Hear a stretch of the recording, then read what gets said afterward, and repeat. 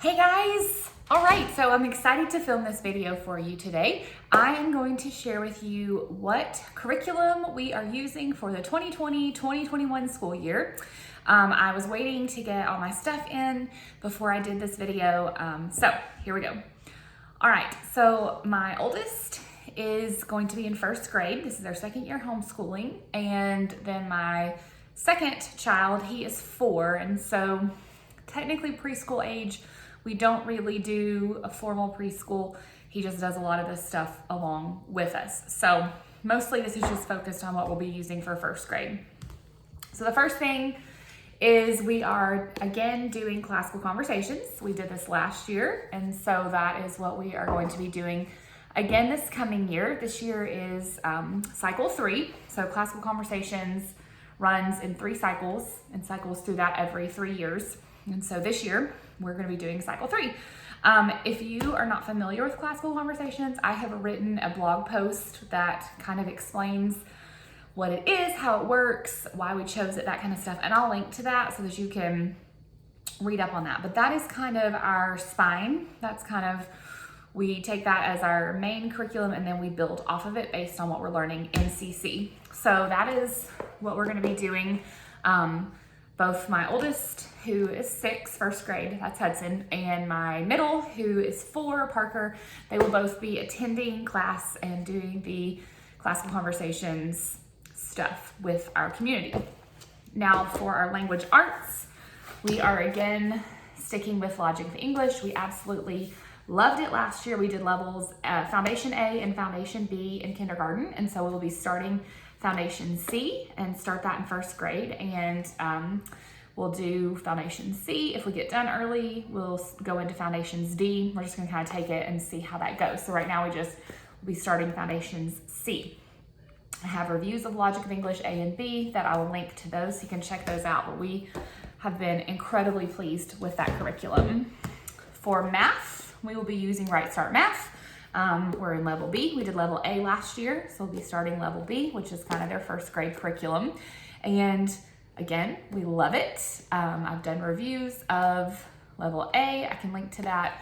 It's been a fantastic, very hands-on program that I feel like has really given him a good sense of math and numbers. So with classical conversations, because it covers just about everything, you can just do classical conversations, a language arts program, and a math program. And that is a whole complete curriculum. Like that's plenty. You do not have to add anything else on. And last year we really didn't. We did a little bit of Bible stuff. We read a bunch of books, but we didn't really add on anything else. And this year we're mostly keeping it the same, keeping it simple. We are adding on a couple of other little things that I'll share with you. So this year in CC in cycle 3, the science focus is the human body. We're going to do several weeks about the human body, the periodic table, and like atoms and elements.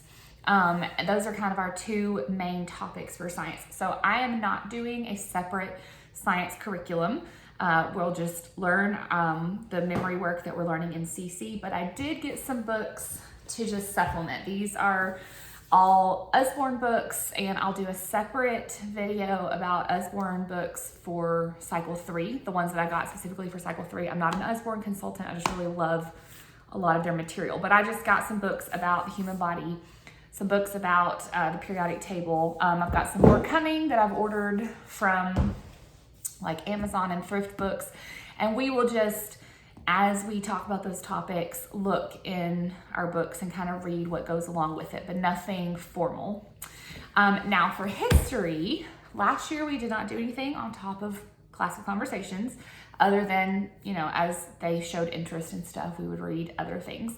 But my kids, especially Hudson, who's my oldest, absolutely have loved history and geography. Those were their 2 favorite subjects last year. They just wanted to know everything they could about them. That was their favorite things to practice, their favorite things to talk about. And so this year in cycle 3, our big focus is American history and US geography. Those 2 things, like they teach them both because they go so well together. So that's our history and our geography focus. And the kids are over the moon excited. They are so excited. So I really waffled back and forth. Like, that part of me was like, I want to keep it simple. There is no need to add on another curriculum. And the part of me is like, well, that's the beauty of homeschooling. You can take the things your kid is interested in and really dive deeper into those things, and because they're interested. So anyway, I did end up getting a history curriculum. It is called Our Star-Spangled Story by Knotgrass. It's a 2-book volume, and there's some other books that go with it, and I'll do a separate video on those at some point.